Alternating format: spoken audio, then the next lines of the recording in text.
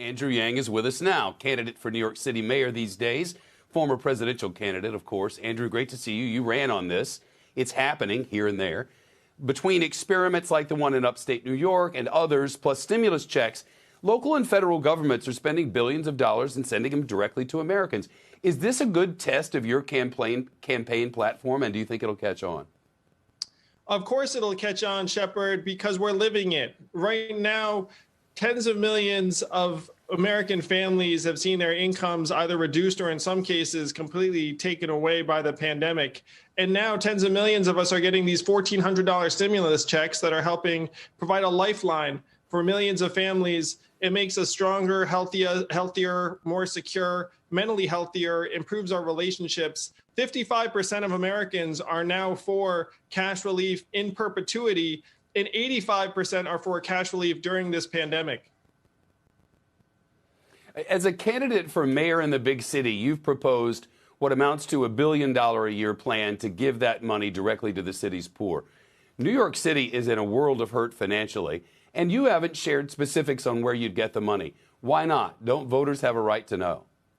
Of course. And we've been very clear about where we're going to get the money, Shepard. You have landlords like Madison Square Garden who've been enjoying massive tax breaks. MSG's tax breaks, $40 million a year alone. If you look at that money and you get it back into the city's hands, plus you invest some level of the city's resources, we can alleviate extreme poverty here in New York City. And the way the city works is that if you keep someone in a more stable situation, they'll actually end up saving public resources, because when someone hits our streets or our shelters, it's very expensive, both on a human level and an economic level.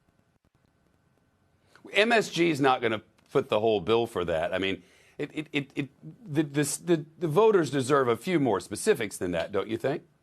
Sure. So if you look at the property tax exempt landlords in New York City, and if they were paying in what they should be for police services, fire services, MSG is just an example. But if MSG is $40 million a year alone, this easily gets into the hundreds of millions of dollars. And New Yorkers know that a lot of these institutions have been essentially getting a free ride on city services for years. You know, I worked in a place once where they'd call this free stuff and say handouts don't work. I think a lot of people who believe in conservative economic policy would say this is the worst thing you can do. There are some of those in New York City. How do you convince them? Well, again, a majority of Americans now know that this is the path we should be on, because when this money comes into our hands, where does it go, Shepard? It goes to locally owned small businesses. It goes to car repairs. It goes to sometimes getting a better job or even starting a business.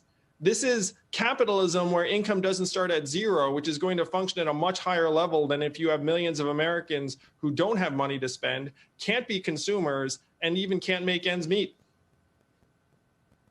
You know, while you're here, there's been a surge in crimes and violence, for that matter, against Asian Americans in New York City, on the West Coast, really across the country. What specifically can be done to put a stop to this? It's a devastating time in the Asian American community. I just met with a worker who was attacked on the street for no reason other than his race. Here in New York City, I've proposed that we need to fully fund the Asian Hate Crimes Task Force. Right now, it's a volunteer effort. We need to designate these incidents as hate crimes. And we need to build connections with the Asian American community, because I hate to say this, but a lot of these incidents are still not being reported. Many Asian Americans do not have that kind of relationship with law enforcement or city officials, and I'd like to change that. Shepard Smith here. Thanks for watching CNBC on YouTube.